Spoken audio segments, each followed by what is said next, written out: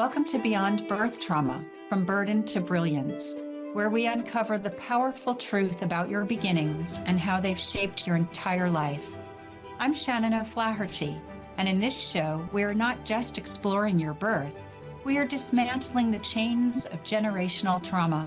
We're diving into the core of who you are, peeling back layers of inherited beliefs and behaviors that have held you back for far too long.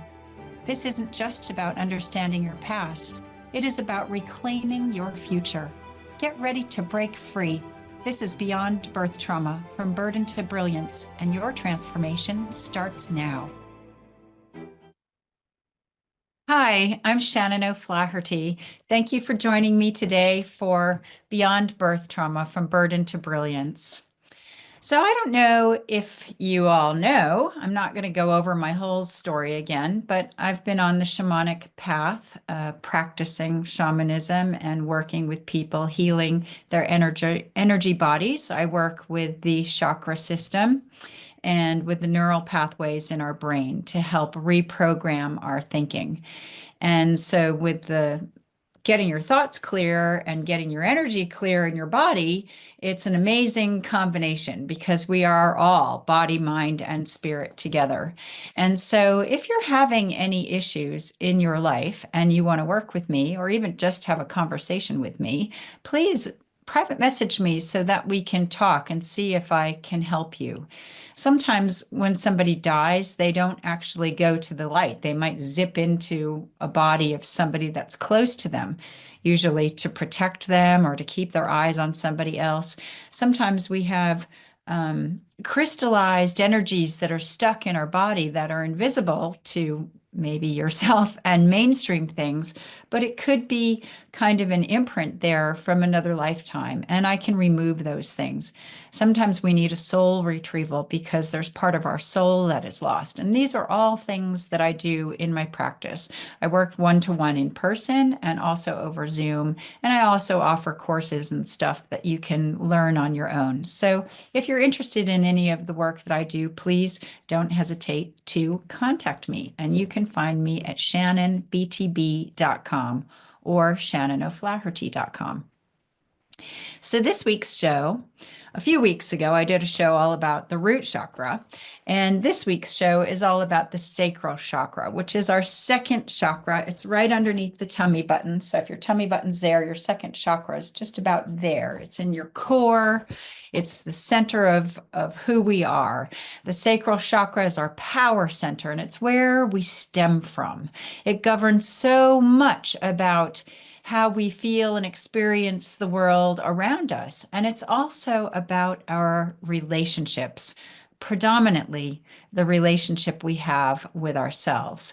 It's also about our emotional and sensual well-being. And we start to discover what being human means to us, discovering who we are and how we can experience life through our feelings, which is why it's one of the early chakras, because we're born and we're in the root chakra area, and then around age 2 or 1.5 to 2, we move up into the sacral chakra and start to experience all of these things in the world. Shortly after birth, as our life force energy moves up from the root chakra, it actively starts to deal with our physical gratification or emotional fulfillment in the day-to-day joy of being alive. Feelings like pleasure, emotions, desires, sexuality, sensuality are all part of the sacral chakra. Our bodies and minds can work together as a well-oiled machine, which is why we don't want to be holding any shadow parts of ourselves that are blocking our fundamental birth of each new creative inspired moment or phase of life. If you think about a little kid, everything they discover, they're like, wow, look at this pen. This is amazing. They don't just look at it. They move it all around in their hands. They feel it. They smell it. They'll probably taste it. Babies want to know, like, what is this thing? What's going on? And it's great if we can keep that kind of sense of wonder and free spirit in us as we become adults. But a lot of us are shut down so early, we forget all of this stuff. So When our second chakra, the sacral chakra, which is right under the belly button, is in balance, we feel good in our skin and invite in good times and connections with others. We practice joyful humor, spontaneity, and we feel gracious and affectionate. This is also the chakra that deals with romance and learning to love, as it also governs our sexual energies. When it's out of balance, we feel out of sorts with ourselves and tend not to appreciate or even notice all of the joys that life brings us on a daily basis. Emotionally, we may feel self critical. We could be experiencing lower back pain. We could lose our sexual appetite or feel a desperate urge to satisfy our physical cravings, not just sexually, but we might be eating lots too. We may be fearful or angry for no apparent reason and isolate and keeping ourselves in victim mentality. We could feel guilty. Basically, when our second chakra is out of balance, our emotional stability will mirror that. So, when I had an out of whack second chakra for much of my childhood and young adult life, I was like an emotional pendulum swinging back and forth. I also behaved quite promiscuously for a while, which really only served to fragment me from my authentic self. So, if you're noticing that you're involved in behavior that doesn't really feel congruent to you, but it's kind of like a pattern, filling some empty void, you really want to stop and pay attention to that, because when you're involved with people that you don't really have a connection with, it fragments your energy. So I would say prevent that. Don't get into all that and then try to fix it later. I mean, you can, but prevent it in the first place. Um, I felt guilty all the time. I woke up daily with dread in my guts and I had zero self esteem. I also felt fearful and rather paranoid and angry, sometimes for no apparent reason. Obviously, I was ashamed. We all worry so much about what others are thinking about us. Judgment, judgment, judgment. But we are the worst culprits for keeping ourselves stuck in shame. There's no shame in it anymore because I wanted to change and I found a way to heal my relationship with myself. Naturally, all of my relationships in life got better too. As you regain balance in your second chakra, you'll be inspired to have a deeper connection with people and have more fun in every aspect of your life. When you learn to love and nurture yourself, then of course everybody else around you is going to feel more loved and nurtured with you along the way.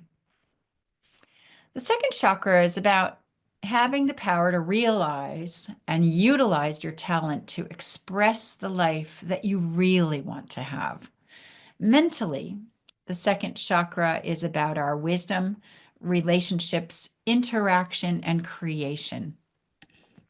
Our sacral chakra is said to rule both the reproductive system and the control of water in our bodies, not just the reproductive system for women, our womb, ovaries, and uterus, but also for men, testes, and their reproductive system as all. These are the organs as the second chakra governs. It's also associated with the lower third of the intestinal tract, which is why it has a lot to do with its involvement in assimilating things, how we perceive different situations, and how we express ourselves in the world.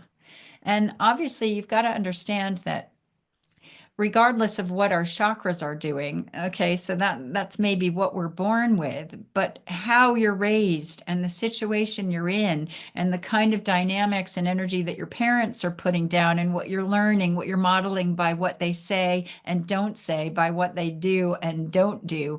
A lot of our behavior is learned behavior, but all of this sits in the second chakra as well. So that will definitely affect how we assimilate things, not just what our second chakra is doing, but all of the information that we've taken on in this early phase of life. It also affects our spleen, liver, and bladder. So if you think about all of the physical problems that could be associated with each of these organs, it's all second chakra stuff. Muscle tension, abdominal cramps, fear of happiness or pleasure, self-sabotage, all symptoms of an imbalanced sacral chakra. We are very stealthy creatures when it comes to staying in balance, because if we're not feeling worthy or deserving, we might just find a way to ruin every potential chance of happiness that we can have. Even when everything's going just great, we'll do something random which stops that flow. Usually it's just a subconscious negative thought process that spirals out of control. Or we'll point the finger at somebody else or some situation in the world to hook our emotions on to choose to be upset instead of focusing on what brings you joy. Our emotions are fundamental to ourselves. It's what we feel, they're there. Feel what you feel. But everything after you feel that emotion is a choice. How long are you going to stay in the emotion?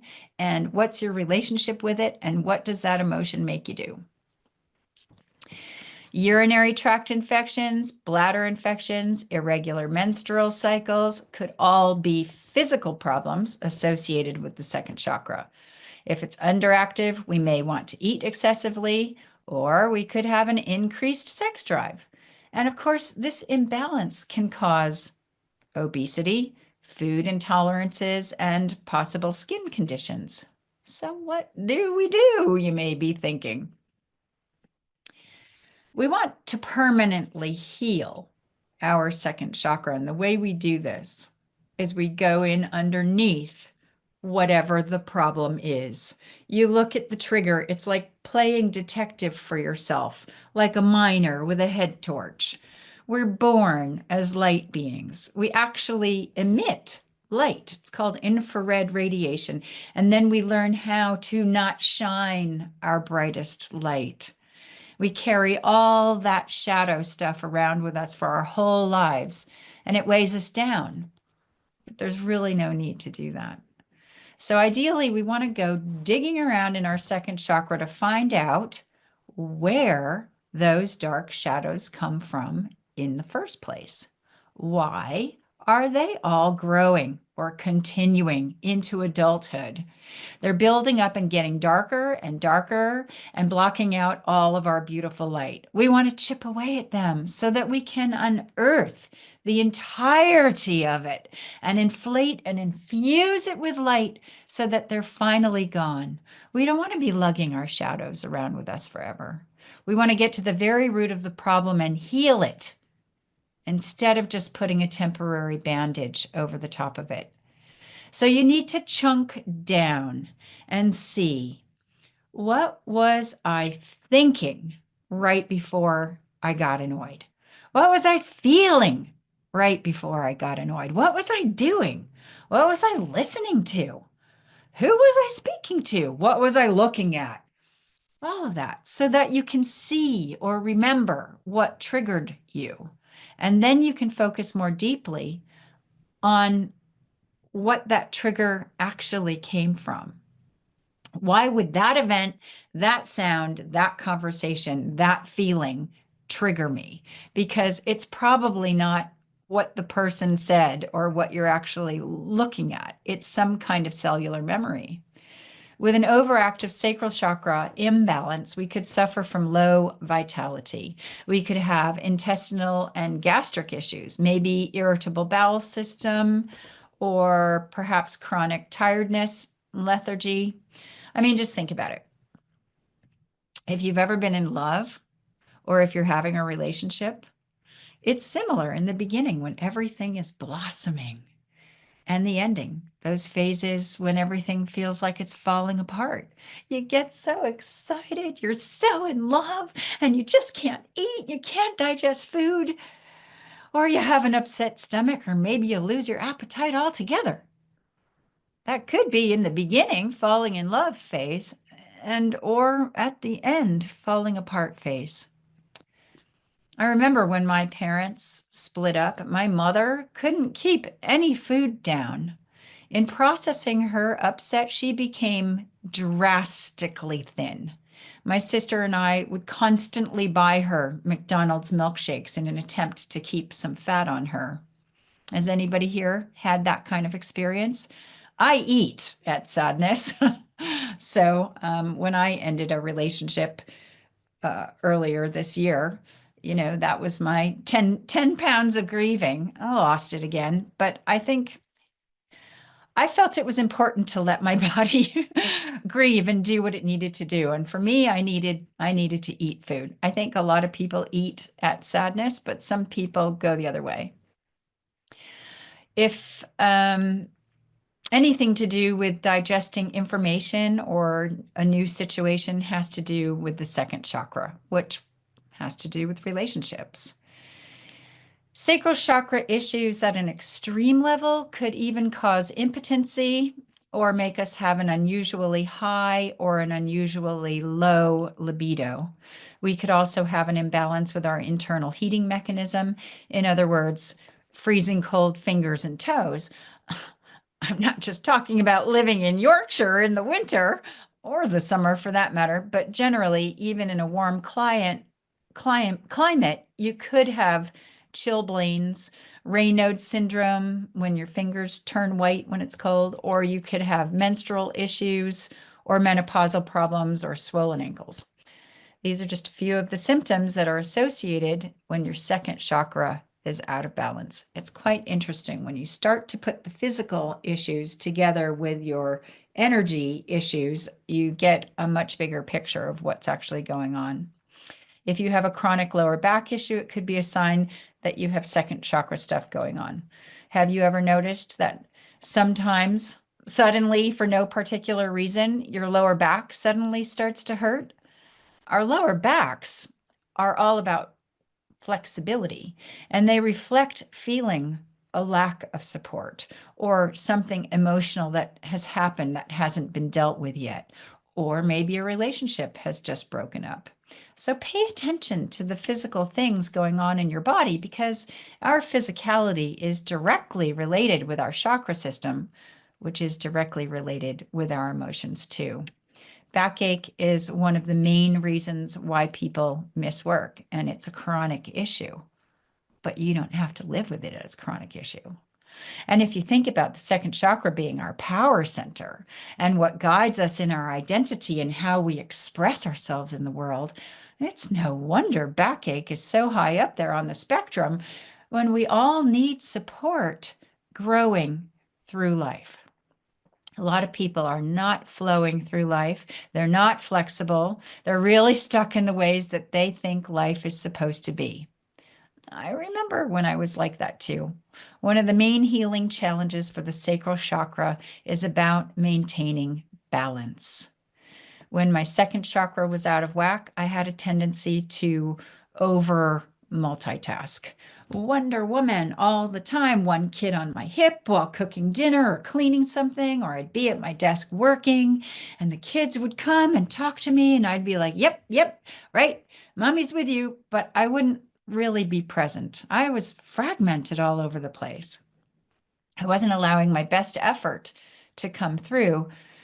Bob, my husband at the time, very close friend now, used to really trigger me because he was feeling fragmented too, but it showed up differently for him.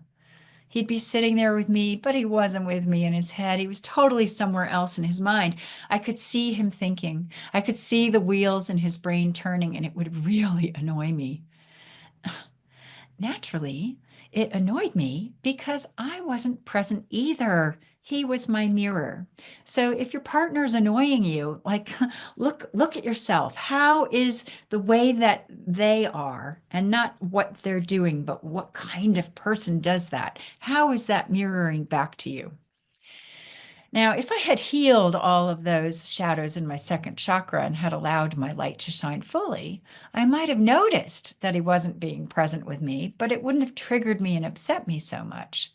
Because when you're healed and your shadows are no longer blocking your light and impacting your flow, you might notice things that are annoying in other people, but it'll feel more like an observation rather than something you have to engage in any way.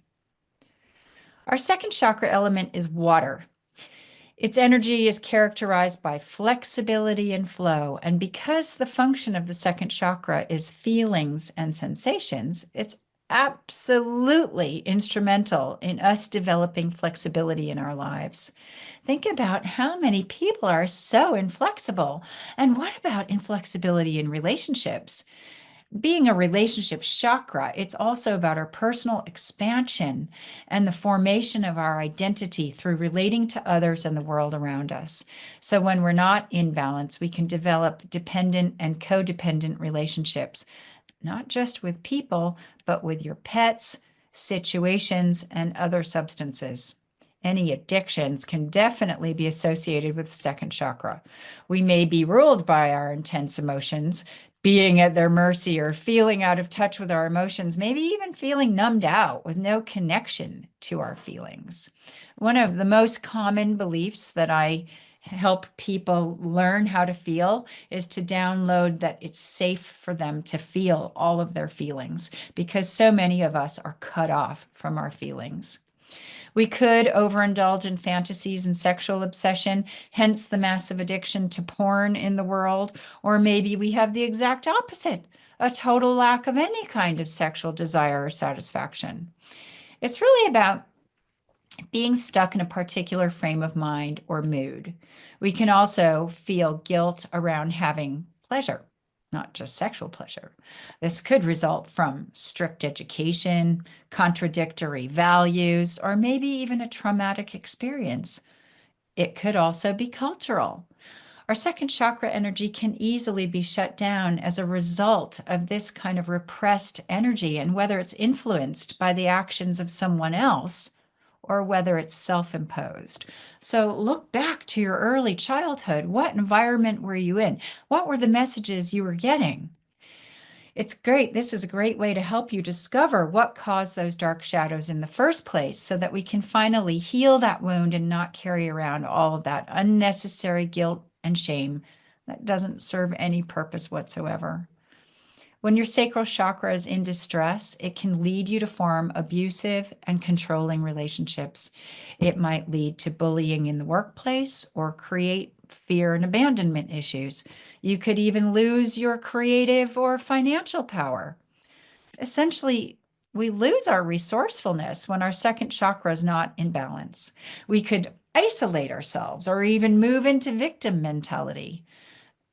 Guilt is the biggest wasted emotion there is. It serves no purpose.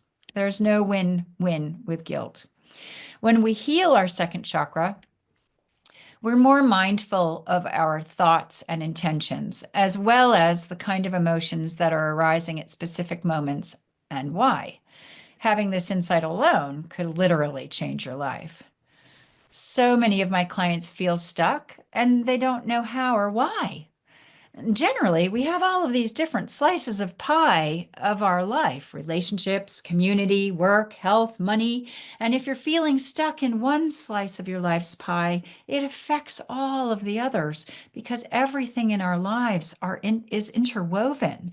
Just like all of our chakras work in unity, all of our belief systems do too, with the cells in our body. The cells in your brain might never meet the cells in your toe, but they're all still in the same body and they're all still being affected by everything. So ideally, we need to be in balance in every aspect of our lives. It's the foundation of a healthy ego that allows us to interact with the world without selling ourselves short or pretending to be someone that we're not. Unfortunately, family dynamics often are the source of sacral chakra disturbances, with envy, jealousy, anger, rage brewing in the sacral pot. So if you're noticing that you're feeling any of these things, or that your partner may be feeling any of these things, it's a clear signal to look at your second chakra. We may lack creativity or authenticity, and if we're out of balance, it could be difficult for us to feel confident enough to show our true selves. So, when our emotions are not fully expressed, or if they're not expressed clearly or directly, or even in a passive aggressive way, it creates a whole energy field. You know, when you've walked into a room and two people have just been having an argument, even if you hadn't been there earlier and hadn't heard anything, you walk in and you're like, oi, it's crunchy, it's uncomfortable. You could cut that energy with a knife. We feel energy shift in people and in ourselves all the time, but we might not understand what's going on because the second chakra or the sacral chakra is all about relationships. The one that we have with ourselves sets the bar for all of the other relationships that we're going to have with everyone around us. But our relationships are not just with people, they're also with our environment, the house we live in, the clothes we wear, the car we drive, our community, our culture, and of course, our finances and our lovely fur babies, not to mention the relationship we have with our faith or religion. We're going to take a short break now. So, when we come back, I'm going to talk about the energy of money and lack that lives in our root and second chakras, and then briefly about fetal memories. So, I will see you after the break.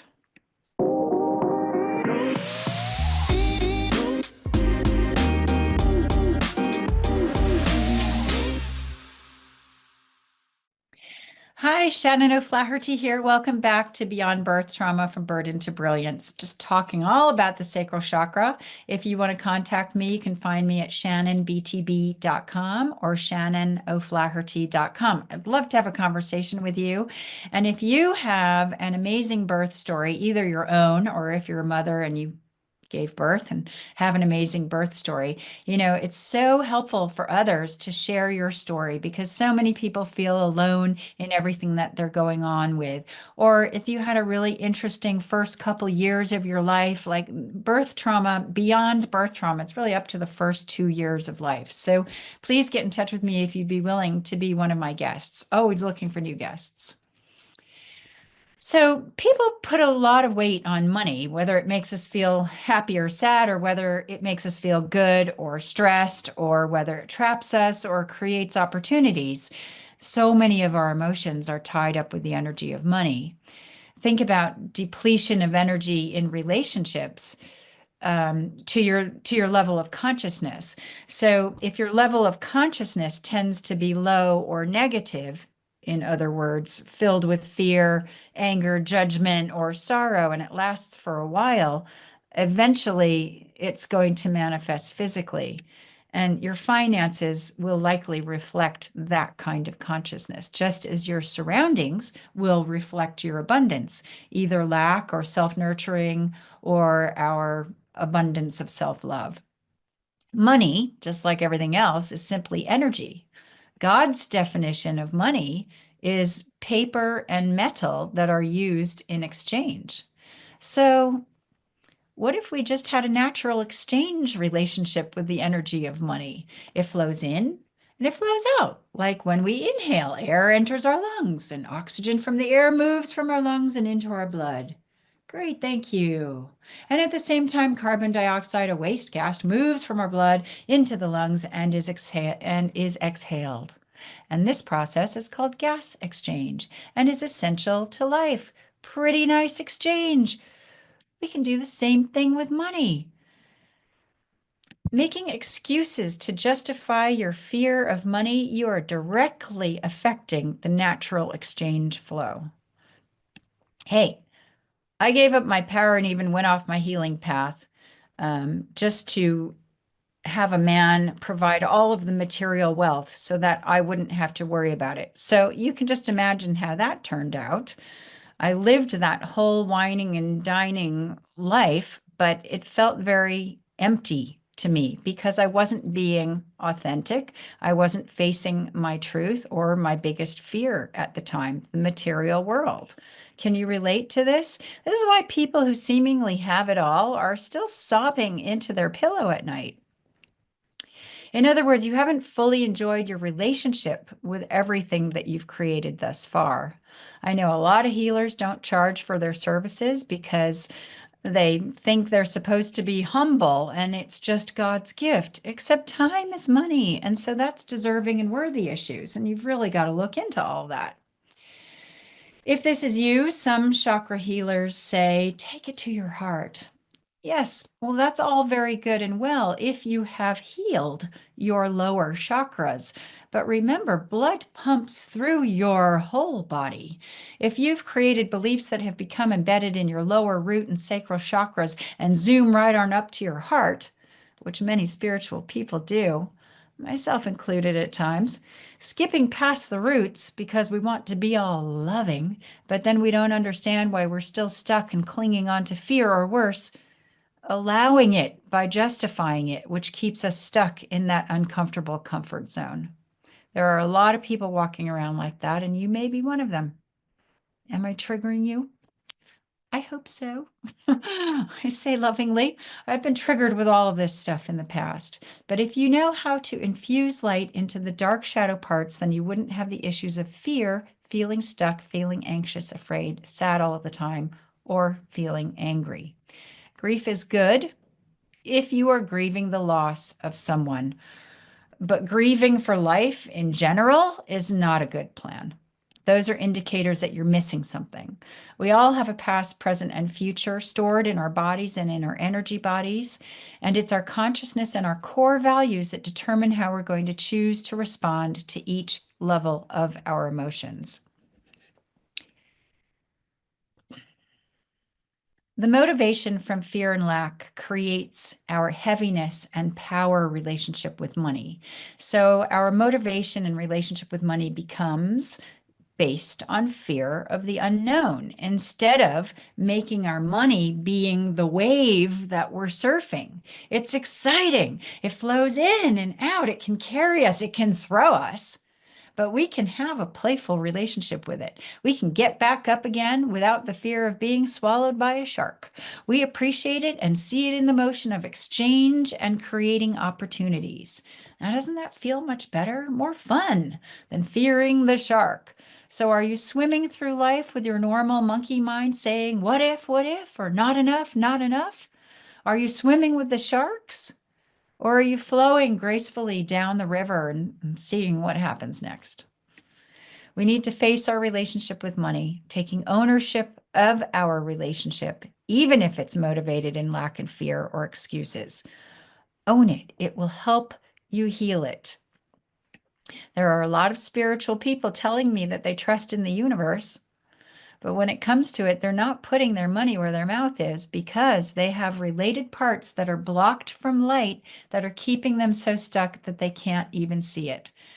I know how this feels because I used to be one of these people. Money doesn't need to control your life, but your relationship with it can give you the great insight as to how you can control your choices, which impacts your happiness. You got to finally be brave enough to look under the bed to face the monster lurking there. And then we discover that there's nothing there except our limiting thoughts. Our limiting thoughts are the monster under the bed. The second chakra, I'm moving on from money now, also really moves us away from our familial authority. It allows us to discover our own kind of satisfying relationships in the world and make up our own minds about who and how we'll be. So I'm so excited to announce, I'm finally allowed to announce to the world that I'm going to be a grandmother for the first time in the end of January. And I'm thrilled, thrilled. And so it is my kid's dad, thrilled. But it's pushing us into the next phase of parenthood. And we're seeing our children, our babies, who are now going to be parents, which is so weird.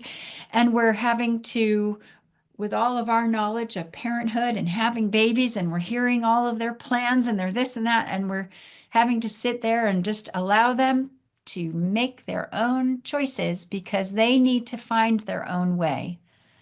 It's a really interesting phase. As the kids of parents, we all think it's all about us, but boy, when you're a parent and then you are shoved into each new phase, there's a huge learning curve going on for the parents too. So our kids are deciding all the time, who are they going to be? They've found out who they're going to be into their 30s. Now, who are they going to be as parents? Who are we going to be as grandparents? How are we all going to be as a family? So we'll come into perhaps the struggle of just being ourselves because our little baby selves are coming from the root chakra, survival mode. And we're so accustomed to pleasing mommy and daddy and being the good girl or boy that sometimes stepping out in life on our own can be too scary. We don't feel strong enough to make up our own minds and make our own decisions about things. So we become people pleasers, or we become extremely defensive and are very protective of our decisions that we're making, even though nobody's fighting with us. So, have you ever been a people pleaser when you're literally bending over backwards to put other people's needs before your own, often at your own expense? Here's the lower back stuff, to put everybody else's issues and problems ahead of your own. So, when you're a people pleaser, you generally don't ask for help. And then you're upset and feel a bit rejected or even resentful that when you do finally ask for help, that people are not there to serve you the way that you have been serving others. So we set up this vicious circle for ourselves. This all happens in the sacral chakra, and its main focus is creativity, passion, allowing the individual to discover and explore who they are and having fun in the world. But of course, our explorations of self affect those around us. I always say that's why dancing is the answer, because it's a great way to keep your sacral chakra in balance, movement that can really move the energy through your body.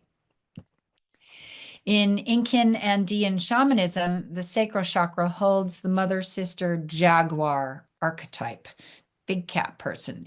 She's our protection, the luminous warrior, and she helps melt dark energies back into the earth to help with renewal. So think about that symbolically with your life. She steps beyond fear, violence, and death and has no enemies in this world or the next. And she represents the life-death principle and helps us track that energy. She knows the way across the rainbow bridge into the ethers and the mysterious beyond. She also represents the middle world, the Kaipacha, the world in which we live. The power is in the feminine because she will always return to her nest to protect her babies, whereas the male jaguar will be hanging out at the watering hole, watching football with his mates and drinking beer, and he'll come home when he's good and ready. And if you think Mother Earth, the power is in the feminine, especially with Incan shamanism. Water is the element of the sacral chakra, pleasure is the gift, and guilt is the saboteur. It's a yin and feminine chakra and is often seen as orange. And the tone for this chakra is a D, and the associated planets and astrological signs are the moon, Pluto, Cancer, and Scorpio. And if you're into stones, moonstone is a stone that you would wear if you want to attract your soulmate. Magnetite, calcite, carnelian, and or aragonite are also sacral chakra stones. So remember, when you're digging for root beliefs around the second chakra, that it's all about comfort, pleasure, romance, desire, beauty, ingenuity, passion, sensuality, affection, style, sexuality, indulgence, and sweetness. So if you notice an imbalance in any of these qualities, you know what beliefs to be looking into. It's very important to clear hate, resentment, and anger, and the 4 R's: resentment, regret, remorse, and rejection. These are some shadow parts that we carry around with us for ages. And in belief work, because we're getting down to what we want to download and teach ourselves, we want to check that we know how to do something, or how something works, or how something feels. You want to know what something is or what it's about, and you want to know when is the best time to do something in your highest and best, and that it's possible, and that you choose to. We take all these things for granted on a day-to-day basis, but maybe we really don't know. It's essential to know what it feels like, because if you don't know what something feels like, how are you going to know when you have it? If you don't know what joy feels like, how are you going to experience joy or know when you're experiencing joy if you don't know what that feels like? So trust the information that you're receiving and then ask yourself, when did this feeling happen for the first time? For example, if your feeling is around frustration, ask yourself, when did I first when do I first remember feeling frustrated in my life? And go back as far as you can possibly remember and ask yourself, why do you think that happened? And if you're working with someone else, ask them, why? What was going on? And it doesn't matter if that is the truth of what happened, but that's what's going on in your belief system. So it's true for you. Because often our beliefs are created when we're just young children without having the whole picture. We don't have all of the details. Whereas if we understood what was going on with our parents and everything else, we might choose a different belief to have because we'd have more of the information. But at 2, we're not really ready to receive all of that yet. And another really good thing to ask yourself is, what's the worst thing that would happen if this horrible thing happened? Because often when we're worrying so much about things that haven't happened yet, we're projecting doom and gloom out there, which energetically is just attracting the very thing that you're worried about. So if you really want to tune into your gut and follow all the different threads of thought, it's a really great idea to work with a coach or a therapist or a shaman so that you can tune into different threads so that they can, because often when we're right in the middle of our own stuff, it's so hard to see what we're right in the middle. But when we're seeing other people's stuff, it's usually much more clear for them.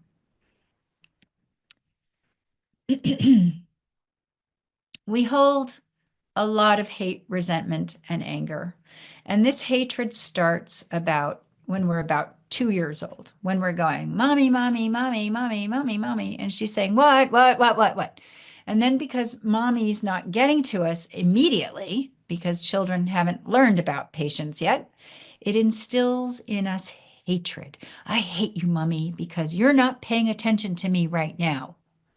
My mom even saved a note that I wrote her when I was about 3 because she thought it was so cute, because it says, I hat you, mommy. I hat you. I was 3. I couldn't spell hate yet, but I wanted to let her know. So I wrote it down. So we want to clear this hate, resentment, and anger from our parents, from our siblings, from our partners, our children, our extended family, and anyone majorly in your life right now. And even though you love your partner, and even though you love your children make you worry every single day for the rest of your life. And maybe you had a traumatic birth and it's hard work being a parent. And even though you love your partner, of course, they're going to be your biggest mirror for your shadow parts. So we want to get rid of any subconscious or suppressed hatred. Now, I know hate is a big word, and we don't want to hate our mothers and our fathers and all of that. But if you think about all of those core emotions, hatred is right down there. And then we want to clear that so that we know what it feels like to love, accept, and forgive, and also how to receive love, acceptance, and forgiveness from all of those people. You don't have to like them. You don't even have to speak to them ever again, but you want to clear the energetics of it because you don't want to be holding some suppressed stuff that is affecting your energy without you knowing it. And whenever we're feeling negative feelings towards others, basically it shines right back on ourselves, always. So if you're clearing this with any other people, your boss, any ex-lovers, etc., you also want to clear the hate, resentment, anger, regret, remorse, and rejection with yourself and with God so that you're really, really clear. This is something I do with absolutely every client. If somebody really makes you angry in your family, maybe you need to revisit this. It's never going to hurt you to go back and redo all of the emotions, all of the belief systems, also depending where you are in your life, because sometimes our core beliefs will change depending on what's going on all around us. You know, you want to know what it feels like to feel good in my skin, because as you know, your physicality goes so much with how you're feeling in your emotional and energy field, and that it's safe for me to feel all of my feelings. Now, the reason why we talk about safety here is because for a lot of people, it's really not safe to feel all of their feelings. I spoke about this at the very beginning. Think about all of the kids who are suppressed when they're just expressing, right? Little boys don't cry. Be strong, right? Be a strong boy. Don't cry. Or I've even heard mothers say, don't run or you'll fall, right? They're implanting the fear of that kid expressing their physicality because they might fall. It's not about the kid. It's because the parents are worried. It's the parents' fear. And you've seen kids fall and be perfectly fine, but they look back to see their parents' reaction and then they start crying for parental effect. It's fascinating. These things go deep. We want to feel safe. We want to feel safe to feel all of our feelings. If I'm angry, I want to be safe to feel angry. If I'm sad, I want to feel safe to feel sad. We don't want to stay in the negative emotions too long, any longer than you have to, really. But we want to feel it so that we can feel everything. You can teach yourself the feeling that it's safe for me to feel all of my feelings, that you know how to feel all of my feelings, that when it's the highest and best to allow yourself to feel all of your feelings, right? You can break down each belief in a multitude of ways, always saying it in the positive present condition. In my course From Fear into Love, which is changing at the moment to From Burden to Brilliance, there's over 60 beliefs that we go through every week. So there's lots and lots and lots of clearing, and people shift in week one. It's very powerful and deep work. With every client, I also attempt to find out what was going on for them at their birth and clear their fetal memories, because this is also where we get all of our ancestral beliefs from prejudice, fearing God, and all of the rest of it. Stuff that your grandparents might have thought and felt or didn't want to see or hear or understand. And this is also where we feel safe to be born, safe to be here on this earth, safe to be male or female, a lot of safety stuff with the fetal memories. And there's some of the memories that we want to teach the baby fetus in the womb so that they know what it's like to know what God's unconditional love feels like, and what it feels like to be loved and wanted and held and safe, safe to be female or male, safe to be born, safe to exist, safe to choose these parents, safe to be nurtured, what it feels like to nurture themselves, safe to be cherished, seen, heard, adored, what it's like to be fully in your body. I've seen so many people, myself included, who did not fully incarnate and never fully came into their body. They're hanging on desperately to their little star. So they're not very grounded. I am now, but I had to really work at that. So you can teach yourself all of these really cool things. You can teach yourself and download what a mother's love feels like. Maybe you didn't feel loved by your mother, or what a father's love feels like, what a sister's, brother's love feels like. Because although we know what our mother's love feels like, maybe our mother's love wasn't pure love, or maybe we didn't feel loved, or maybe she didn't know how to love to the capacity that we need to be loved, or she didn't learn how because her mother couldn't show her love, and on and on and on. We hold 7 generations of cellular memory. Our bodies are our vessel to holding our spirit. So we really need to feel at home in our bodies. I also like to download that they know what it feels like to be totally healthy on every level. We want to avoid using the word perfect when we're downloading any kind of beliefs, because in God's eyes, in our higher spirit self, our God self, we are already perfect with all of our diseases, perfect with all of our illnesses, with all of our injuries, with all of our emotional problems. Everything is perfect already. It's all divine, right? So avoid using the word perfect when downloading beliefs, because we already are. So I hope you've had a few aha moments in today's talk. And now I'm going to download a few sacral chakra beliefs. And obviously, if you'd like to learn more or work with me personally or just have a chat, please do not hesitate to contact me on shannonbtb.com, or shannon@shannonoflaherty.com is my email address. So if you'd like to receive some sacral chakra downloads now, just have a little sip of water, because we're mostly water. And we need to be very well hydrated to receive information properly and to have a clear muscle test if you're muscle testing anything. And put your feet flat on the floor and make sure your ankles are not crossed. And open your hands like this as though you are receiving, but then just lower them down and rest them on your lap or the seat you're in or whatever, so that you're comfortable and not just hovering. And be open to receive. And after I say what the download is, like the first one here, I know what it feels like to be safe. If you want that download, you can just say yes out loud, and then I will download these and you will receive them. You might feel a little tingling in your feet or your legs, or you might get a whole light show, whatever you need to do. Okay, so here we go. Here's the first one.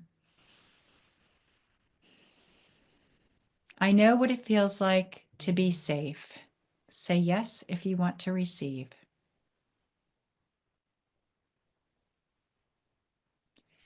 I know what it feels like to feel safe, feeling all of my feelings. Say yes if you want to receive, and I'll download these two now.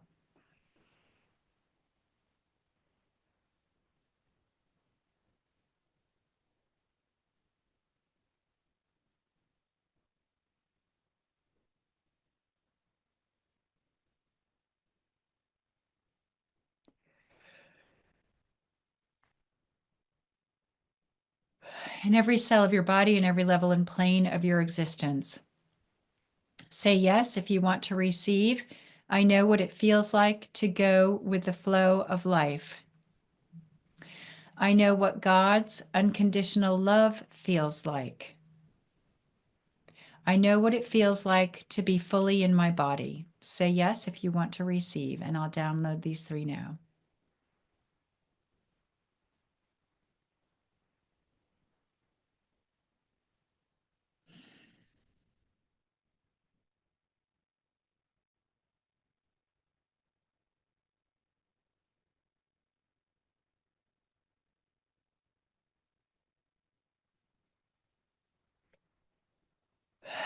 In every cell of your bodies and every level and plane of your consciousness. I yawn when I'm processing energy. Sometimes if you're an energy worker, some people belch. I'm really glad I'm not one of those people, but I yawn, so the yawns come out. So thank you for joining me today, all about the sacral chakra. I hope that that brought you some added wisdom and made you think about stuff that you haven't thought about before. And I would love to meet you. And if you're interested in working together, if you have strange things going on, or you find yourself in repeating patterns all the time and you don't know why, or you're feeling stuck, I'm your girl. Message me and let's have a conversation and see what we can do together.